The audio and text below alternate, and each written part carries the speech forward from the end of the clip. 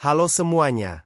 Pada video ini akan menjelaskan materi tentang statistika dan peluang, mulai dari konsep dasar, contoh, hingga bagaimana penerapannya dalam kehidupan sehari-hari maupun dalam bidang teknik. Materi ini disusun berdasarkan kebutuhan pemahaman mahasiswa, dan saya akan menjelaskan setiap bagiannya secara runtut dan mudah dipahami. Harapannya, setelah menonton video ini, teman-teman tidak hanya paham definisinya, tapi juga bisa menerapkan konsep statistik dan peluang dalam analisis data maupun pengambilan keputusan. Oke, mari kita mulai. Materi ini disusun oleh Rafan Alzamirsyah dengan NPM 24150310066, bersama Rangga Aditya Kurniawan dengan NPM 24550310008 dan Naufal Juliano Algunzaki dengan NPM 24150310057. Tujuan pembelajaran pada materi ini ada 3 poin utama. Pertama, memahami konsep dasar statistika dan peluang. Kita akan melihat bagaimana kedua ilmu ini bekerja dan istilah-istilah dasarnya. Kedua, mengaplikasikan teknik analisis data dan perhitungan peluang. Artinya bukan hanya tahu teori, tetapi juga bisa menggunakannya dalam kasus nyata. Ketiga, menganalisis kasus nyata menggunakan statistika dan peluang. Dengan begitu, kita mampu menyelesaikan permasalahan yang memerlukan interpretasi data serta prediksi kemungkinan suatu kejadian. Statistika merupakan cabang ilmu yang mempelajari seluruh proses yang berkaitan dengan data. Proses tersebut mencakup cara mengumpulkan data secara sistematis, mengolah dan membersihkannya, hingga menyajikannya dalam bentuk tabel, grafik, maupun diagram agar lebih mudah dipahami. Selain itu, statistika juga membantu kita menemukan pola dan hubungan antar variabel. Data yang dianalisis akan mendukung pengambilan keputusan, peramalan, dan pemecahan masalah dalam berbagai bidang seperti pendidikan, kesehatan, ekonomi, teknik, dan sosial. Apa itu data? Data adalah sekumpulan fakta atau informasi yang diperoleh melalui pengamatan, pencatatan, atau pengukuran terhadap suatu objek atau peristiwa tertentu. Data menjadi dasar dari seluruh proses analisis statistik. Tanpa data, kita tidak bisa melakukan pengolahan ataupun membuat kesimpulan apapun. Pertama, data sebagai fakta atau informasi. Data dapat berupa fakta nyata di lapangan, baik dalam bentuk angka maupun kategori, seperti jenis kelamin siswa, laki-laki atau perempuan, status kehadiran, hadir atau tidak hadir. Kedua, data sebagai hasil pengamatan atau pengukuran. Data dikumpulkan melalui proses observasi, wawancara, survei, eksperimen, atau pencatatan otomatis dari sensor. Seperti mengukur tinggi badan mahasiswa menggunakan meteran, mengamati jumlah kendaraan yang lewat dalam 1 jam. Ketiga, data sebagai dasar pengolahan dan analisis. Data digunakan untuk menghitung berbagai ukuran statistika, membuat grafik, atau menarik kesimpulan. Tanpa data yang akurat, hasil analisis tidak dapat dipercaya. Contoh, data nilai ujian digunakan untuk menghitung rata-rata kelas. Keempat, contoh data dalam kehidupan nyata. Tinggi badan mahasiswa di suatu kelas. Jumlah pengunjung toko setiap hari. Suhu ruangan yang dicatat setiap 10 menit oleh sensor. Pengeluaran bulanan sebuah keluarga. Nah, setelah tahu data, kita lanjut ke variabel. Variabel adalah karakteristik, sifat, atau atribut yang dimiliki oleh suatu objek atau individu dan dapat diukur, diamati, atau dikategorikan. Variabel berfungsi sebagai dasar dalam proses analisis karena memungkinkan kita membandingkan, mengelompokkan, dan menarik kesimpulan dari data. Variabel menggambarkan sesuatu yang dapat berubah atau memiliki nilai yang berbeda antar individu atau objek. Nilai tersebut dapat berupa angka, kuantitatif, atau kategori, kualitatif. Variabel umum seperti umur, berat badan, tinggi badan, jenis kelamin, jurusan kuliah, penghasilan. Adapun jenis variabel. Yang pertama, variabel kuantitatif. Variabel kuantitatif adalah variabel yang nilainya berupa angka dan dapat dihitung atau diukur secara matematis. Variabel ini memungkinkan dilakukan operasi matematika seperti penjumlahan, pengurangan, rata-rata, dan sebagainya.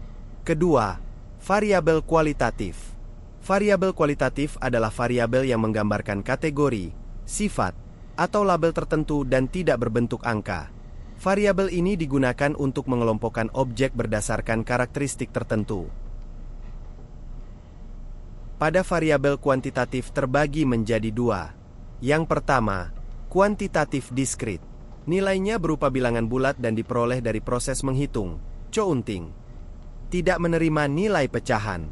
Misalnya, jumlah siswa dalam kelas, jumlah motor di parkiran, jumlah anak dalam keluarga. Yang kedua, kuantitatif kontinu.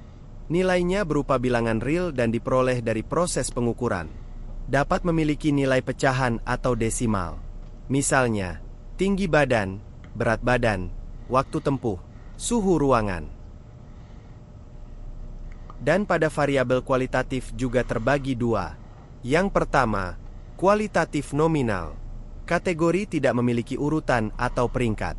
Misalnya, jenis kelamin, laki-laki atau perempuan, warna favorit, agama, jurusan. Yang kedua, kualitatif ordinal. Kategori memiliki urutan atau tingkatan tertentu. Namun jarak antar tingkatan tidak dapat dipastikan sama.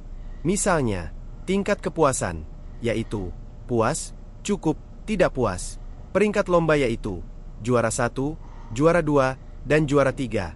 Tingkat pendidikan seperti SD, SMP, SMA. Kita lanjut ke skala ukur, yaitu cara mengklasifikasikan data. Skala ukur adalah cara untuk mengklasifikasikan variabel berdasarkan sifat data dan bagaimana data tersebut dapat dianalisis. Terdapat 4 skala pengukuran utama, yaitu nominal, ordinal, interval, dan rasio. Setiap skala memiliki karakteristik dan tingkat informasi yang berbeda. Yang pertama, apa itu skala nominal? Skala nominal digunakan untuk mengelompokkan data ke dalam kategori yang berbeda tanpa adanya urutan atau tingkatan tertentu. Ciri-cirinya adalah hanya menunjukkan perbedaan kategori, tidak dapat dibandingkan lebih besar atau lebih kecil, tidak dapat dilakukan operasi matematika seperti penjumlahan atau rata-rata. Misalnya, jenis kelamin seperti laki-laki atau perempuan, warna favorit seperti merah, biru, hijau, agama seperti Islam, Kristen, Hindu. Yang kedua, apa itu skala ordinal? Skala ordinal mengelompokkan data ke dalam kategori yang memiliki urutan atau tingkatan, tetapi jarak antar tingkatannya tidak dapat dipastikan sama. Ciri-cirinya adalah ada urutan atau ranking. Jarak antar kategori tidak terukur secara pasti. Tidak dapat dilakukan operasi matematika seperti menghitung selisih. Misalnya, peringkat lomba seperti juara 1, juara 2, juara 3. Tingkat kepuasan seperti sangat puas, puas, cukup, tidak puas. Tingkat pendidikan seperti SD, SMP, SMA, kuliah. Yang ketiga, apa itu skala interval? Skala interval menggunakan angka untuk menunjukkan nilai yang memiliki jarak yang sama, tetapi tidak memiliki nilai nol mutlak. Nol pada skala ini tidak berarti tidak ada. Ciri-cirinya adalah jarak antar nilai sama atau konsisten. Tidak ada nol mutlak tetapi nol hanya simbol. Operasi selisih dapat dilakukan, tetapi tidak bisa membandingkan rasio 2 kali lebih besar, DLL. Misalnya, suhu dalam Celsius atau Fahrenheit.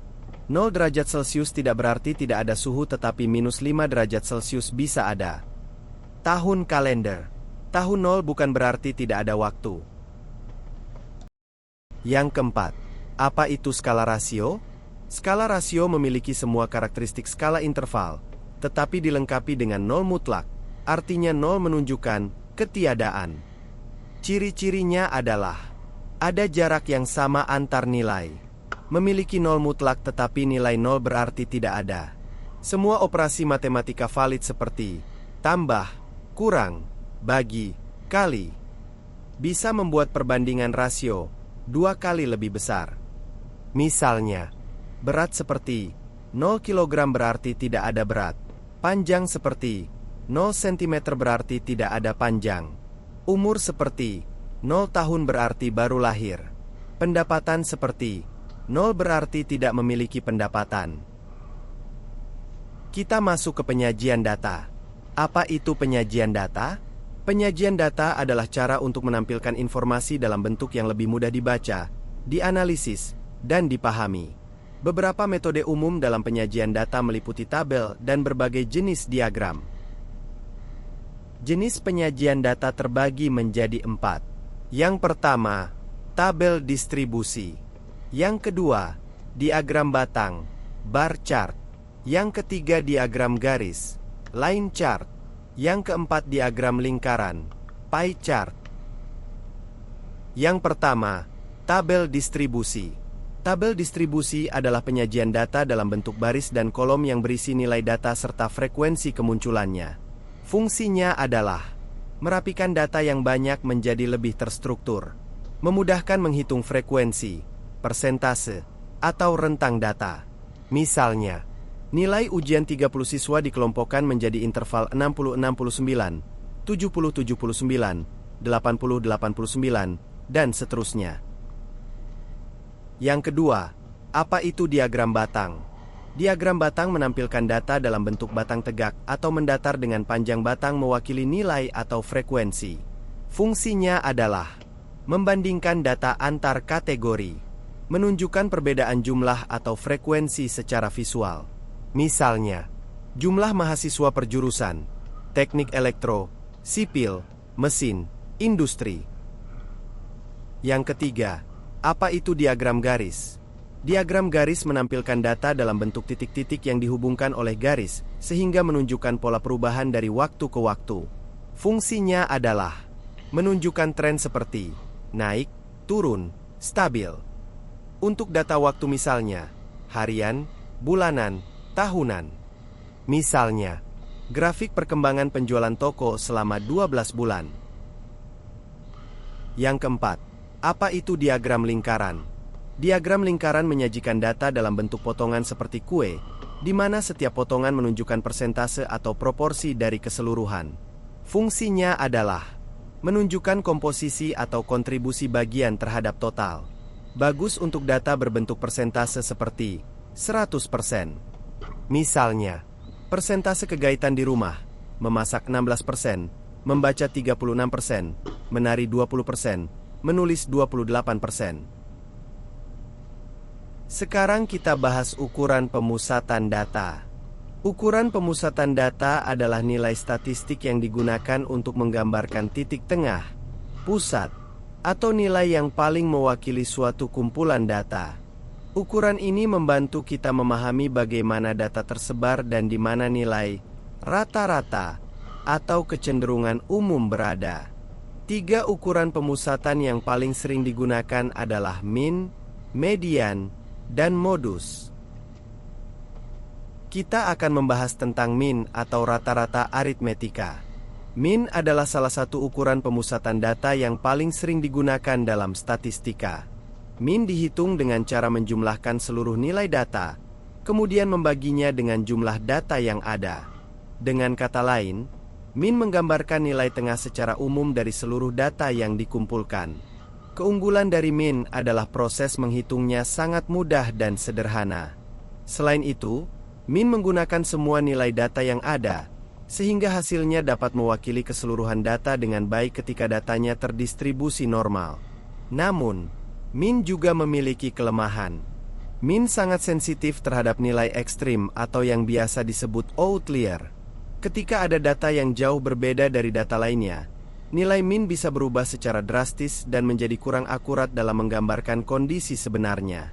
Sebagai contoh, jika dalam satu kumpulan data terdapat nilai yang sangat tinggi atau sangat rendah, maka nilai min dapat bergeser dan tidak lagi mencerminkan nilai rata-rata yang sesungguhnya.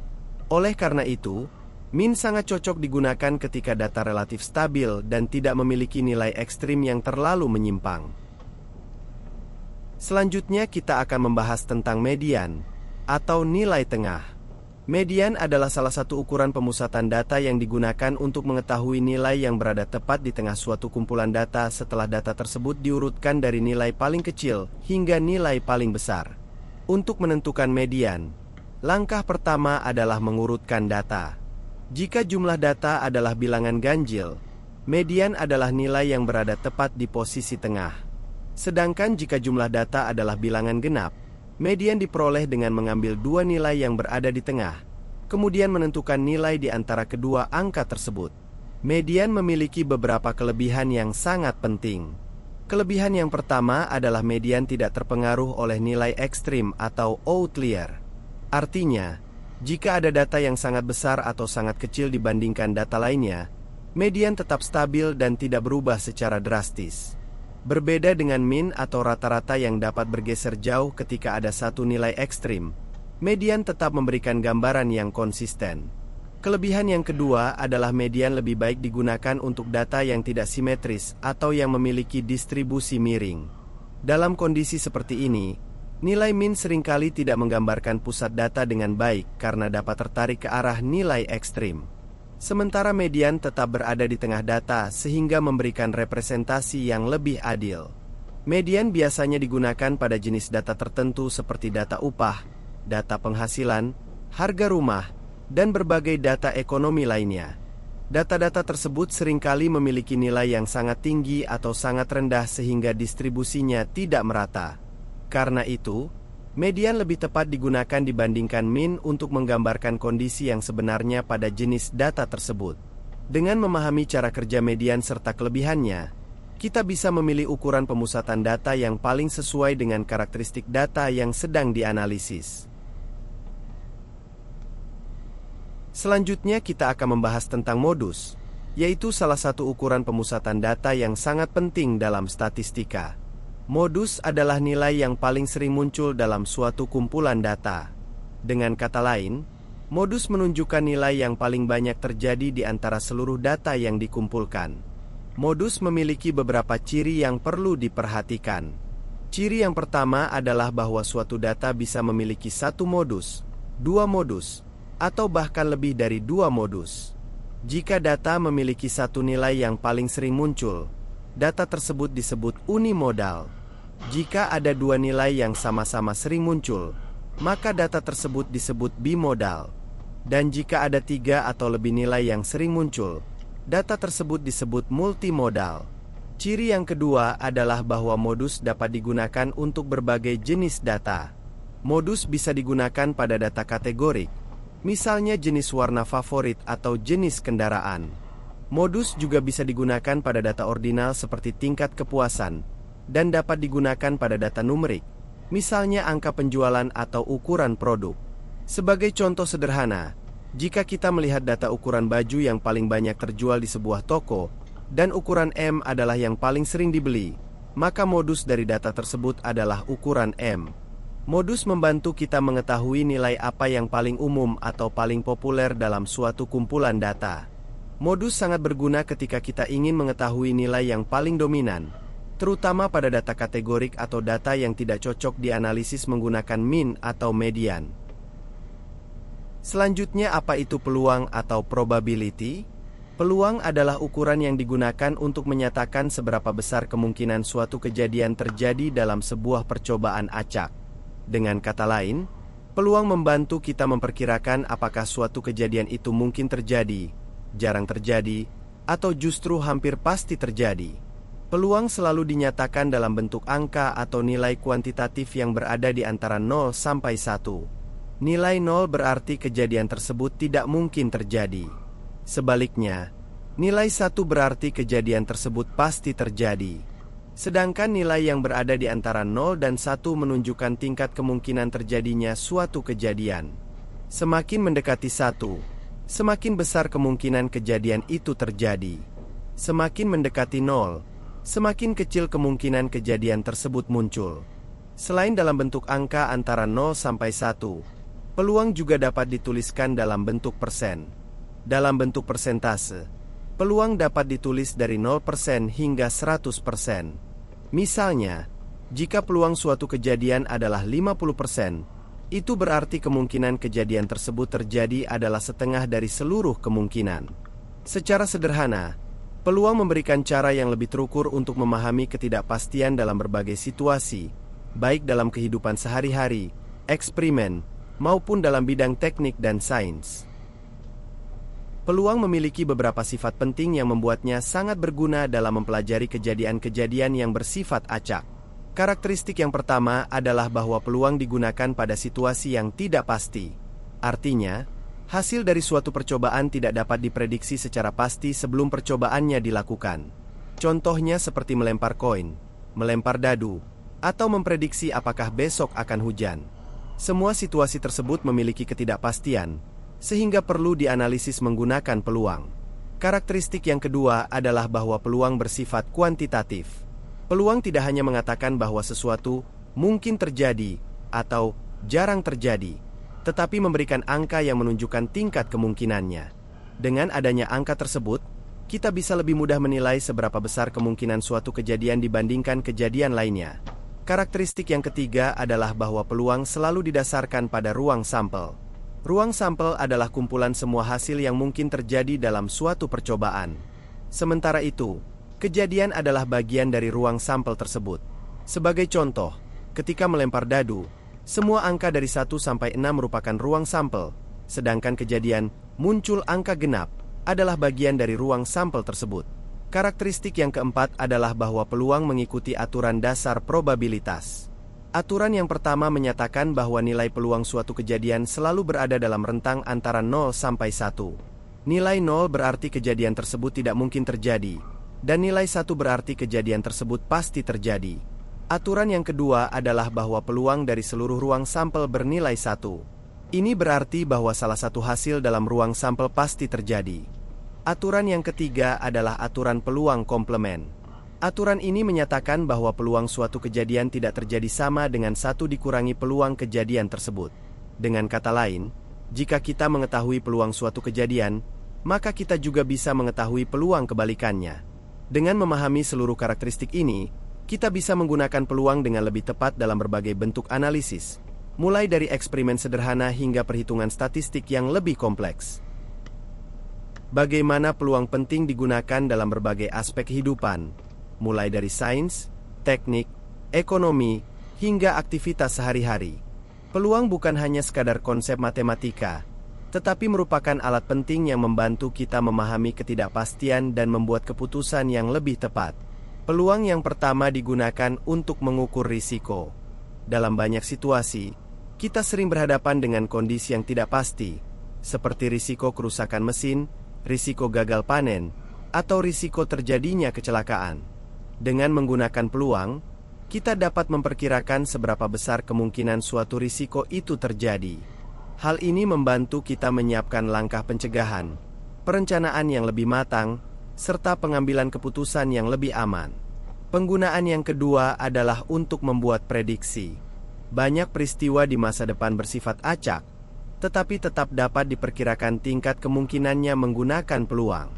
Sebagai contoh, prediksi cuaca menggunakan probabilitas untuk menentukan peluang terjadinya hujan, peluang angin kencang, atau perubahan suhu. Peluang juga digunakan untuk memprediksi berapa besar kemungkinan sebuah sensor mendeteksi objek pada sistem elektronik, atau memperkirakan peluang naik turunnya harga dalam dunia ekonomi. Selanjutnya, peluang digunakan untuk mengambil keputusan berbasis data. Dalam era modern saat ini, banyak keputusan penting dibuat berdasarkan data dan analisis probabilitas, bukan sekadar perkiraan atau intuisi. Misalnya, perusahaan menggunakan peluang untuk menentukan strategi pemasaran, menentukan target penjualan, atau memperkirakan permintaan barang. Dalam dunia kesehatan, peluang digunakan untuk menilai tingkat keberhasilan suatu pengobatan atau menganalisis risiko penyakit. Peluang juga sangat penting dalam analisis statistik. Banyak metode statistik, seperti uji hipotesis, distribusi data, dan interval estimasi, semuanya menggunakan konsep peluang sebagai pondasi. Tanpa peluang, hasil analisis statistik tidak akan dapat memberikan interpretasi yang kuat tentang tingkat keyakinan atau ketidakpastian dari suatu data. Selain itu, peluang juga digunakan untuk memahami kejadian acak dalam sains, teknik, ekonomi, dan kehidupan sehari-hari. Dalam sains, peluang digunakan untuk menganalisis fenomena yang bersifat random, seperti gerakan partikel, percobaan laboratorium, atau hasil percobaan fisika. Dalam teknik, peluang digunakan untuk menentukan keandalan mesin, memperkirakan peluang kerusakan komponen, dan menghitung efisiensi sistem. Dalam ekonomi, peluang digunakan untuk mempelajari pasar, menghitung risiko investasi, dan memprediksi perubahan nilai mata uang. Dan dalam kehidupan sehari-hari, kita menggunakan peluang tanpa sadar, seperti memperkirakan kemungkinan menang undian, menentukan peluang keberhasilan dalam suatu rencana, atau memperkirakan apakah sebuah keputusan akan memberikan hasil yang baik. Beberapa contoh penggunaan peluang yang sering kita temui dalam kehidupan sehari-hari antara lain adalah peluang hujan, peluang mesin gagal beroperasi, peluang sensor mendeteksi objek di sistem otomatis, dan peluang seseorang menang undian. Contoh-contoh ini menunjukkan bahwa peluang bukan hanya konsep teori, tetapi juga bagian nyata yang membantu kita memahami dunia di sekitar kita. Dengan memahami bagaimana peluang digunakan dalam berbagai aspek tersebut, kita dapat melihat betapa pentingnya konsep ini dalam pengambilan keputusan dan pemecahan masalah. Misalkan sebuah dadu dilempar. Ruang sampelnya terdiri dari 6 kemungkinan, yaitu 1 sampai 6. Peluang munculnya angka 4 adalah 1 dari 6 kemungkinan, karena hanya ada satu sisi dadu yang bernilai 4 dari total 6 sisi yang mungkin muncul. 1. Peluang teoritis. Dihitung berdasarkan teori atau asumsi semua kejadian memiliki peluang sama. Misalnya, dadu, koin, kartu. 2. Peluang empiris atau eksperimental. Diperoleh dari hasil percobaan atau data nyata. Misalnya, peluang gagal mesin adalah jumlah mesin gagal atau total mesin dicoba. Peluang subjektif. Berdasarkan opini, pengalaman, atau penilaian seseorang. Misalnya, saya memperkirakan peluang tim A menang adalah 70%. Contoh dalam kehidupan nyata. 1. Peluang sensor mendeteksi warna tertentu pada proyek ESP32. 2. Peluang error pada alat ukur. 3. Peluang cuaca hujan. 4. Peluang mahasiswa lulus mata kuliah statistik. 5. Peluang kerusakan komponen elektronik. Aturan penjumlahan peluang atau addition rule. Aturan penjumlahan digunakan untuk menghitung peluang salah satu dari 2 kejadian terjadi. Jika kejadian saling lepas atau mutually exclusive. 2 kejadian disebut saling lepas jika keduanya tidak dapat terjadi secara bersamaan. Misalnya, pada satu lemparan dadu, kejadian mendapat angka genap, 2, 4, 6, tidak bisa bersamaan dengan kejadian mendapat angka ganjil, 1, 3, 5. Kapan aturan perkalian digunakan? Aturan digunakan ketika kita ingin mengetahui peluang 2 kejadian terjadi secara bersama-sama. Jika kejadian independen. 2 kejadian dikatakan independen jika terjadinya satu kejadian tidak memengaruhi kejadian lainnya. Contoh, melempar koin tidak memengaruhi hasil lemparan koin kedua. Hasil lemparan dadu tidak memengaruhi hasil lemparan dadu berikutnya.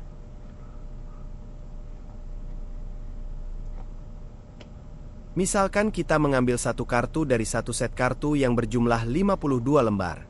Kejadian A adalah mendapatkan kartu hati, dan kejadian B adalah mendapatkan kartu wajik. Karena satu kartu hanya bisa memiliki satu jenis simbol, hati dan wajik tidak mungkin muncul bersamaan. Peluang mendapatkan kartu hati adalah 13 dari 52, dan peluang mendapatkan kartu wajik juga 13 dari 52. Jika kita ingin mengetahui peluang mendapatkan hati atau wajik, maka kedua peluang tersebut cukup dijumlahkan. Hasilnya adalah 26 dari 52, yang sama dengan 1/2. Artinya, peluang mendapat kartu hati atau kartu wajik adalah setengah. Ada pound perhitungan peluang 2 koin muncul gambar. Misalkan 2 koin dilempar secara bersamaan. Kita ingin mengetahui peluang bahwa kedua koin muncul gambar. Peluang satu koin muncul gambar adalah 1:2. Karena hasil kedua koin saling independen atau tidak saling mempengaruhi, maka peluang kedua koin sama-sama muncul gambar diperoleh dengan mengalihkan peluang masing-masing koin. Hasilnya adalah 1:4. Jadi, peluang 2 koin muncul gambar secara bersamaan adalah 1/4. Kesimpulan dari materi statistika dan peluang adalah sebagai berikut. Statistika merupakan alat penting dalam menganalisis data, mulai dari proses pengumpulan, pengolahan, hingga interpretasi untuk memahami pola dan informasi yang terkandung di dalamnya. Sementara itu, peluang digunakan untuk mengukur tingkat ketidakpastian suatu kejadian sehingga kita dapat memperkirakan kemungkinan yang mungkin terjadi. Kedua konsep ini sangat relevan dalam kehidupan nyata karena membantu kita dalam mengambil keputusan yang lebih tepat, berbasis data dan perhitungan. Baik dalam bidang akademik, bisnis, teknik, maupun kehidupan sehari-hari, Statistika dan peluang memberikan dasar yang kuat untuk memahami fenomena dan memecahkan masalah secara sistematis. Terima kasih telah menyaksikan video ini sampai selesai. Semoga penjelasan yang telah disampaikan dapat menambah pemahaman dan memberikan manfaat dalam mempelajari statistika dan peluang. Saya berharap materi ini dapat membantu dalam proses belajar maupun penerapannya di kehidupan nyata. Sampai jumpa di video berikutnya, dan semoga ilmu yang didapat hari ini bermanfaat bagi kita semua.